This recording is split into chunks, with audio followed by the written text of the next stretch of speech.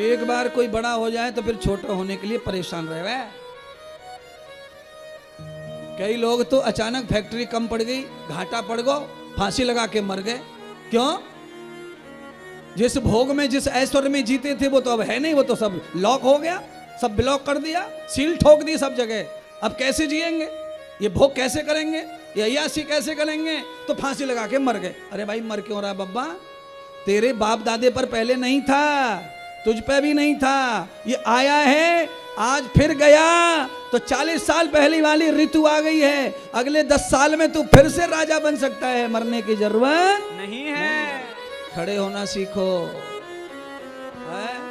आंधी में जंगलों में पेड़ गिर जाते हैं, आंधी में जंगलों में पेड़ गिर जाते हैं, उनकी एक भी जड़ अगर जमीन से जुड़ी है तो वो पेड़ गिरे गिरे ही दोबारा फूटने लग जाता है। तुम भी दोबारा जवान हो जाओगे, तुम भी दोबारा हरे हो जाओगे, तुम भी दोबारा पनप जाओगे।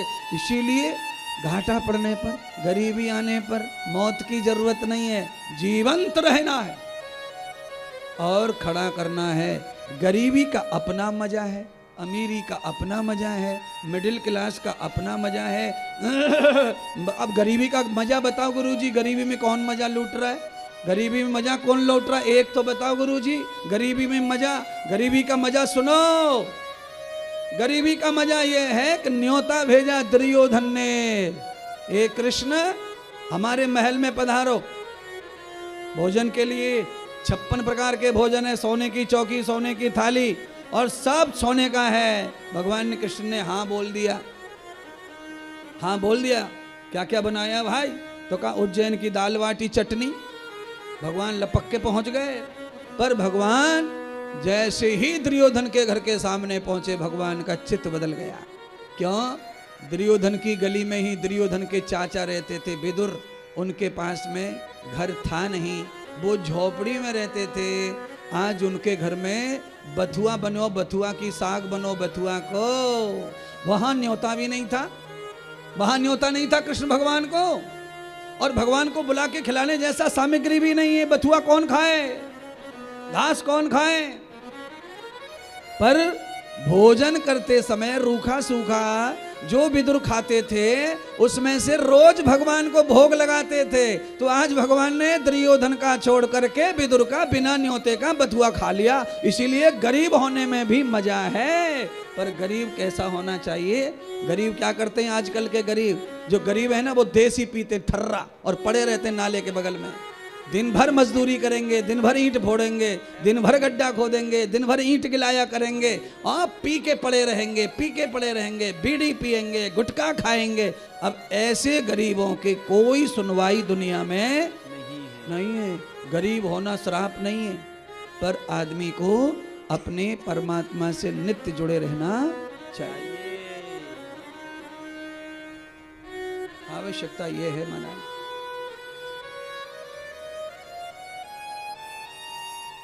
क्या करें बताओ? हाथ जोड़िए, परमात्मा को याद कर लीजिए, ध्यान कर लीजिए परमात्मा का। हाँ, आंख नाक कान मुंह हाथ बुद्धि विचार जिसने दिया है उसका ध्यान कर लो।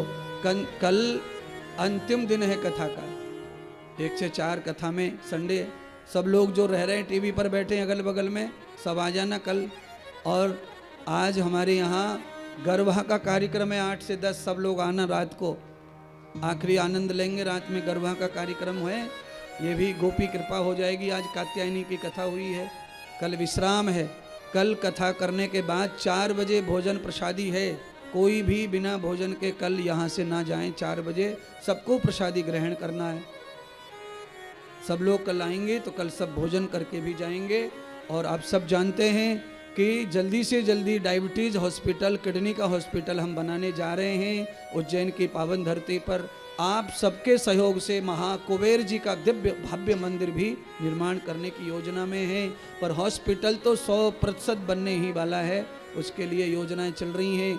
आप सबका प्यार चाहिए, दुलार चाहिए और साथ चाहिए। सारी धरती भारतवर्ष के सनातनियों की सेवा कार्यों से जुड़ी रहती है।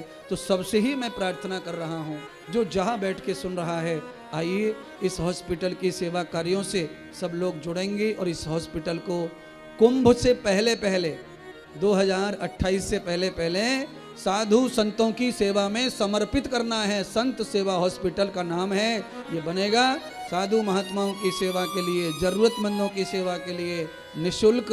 किडनी का इतना प्रॉब्लम हो चुका है, शुगर का इतना प्रॉब्लम है, आप सबकी सेवा में ये भव्य दिव्य जागरूक इस हॉस्पिटल का निर्माण होगा। उसके लिए सेवाएं तो हो गई, धरती माता जमीन तो आ ही गई है, आप रोज सुनते हैं। पर अब मैं कथा की तरफ जा रहा हूं, 1-2 मिनट बचा है आपके लिए। तो आपको ये दर्शन कराना चाहता हूं कि मधु कैटव को वरदान प्राप्त हो गया कि वो अब पानी पर मरने वाले नहीं हैं, वो सूखी जगह पर मरेंगे। अब सूखा कब पड़ेगी?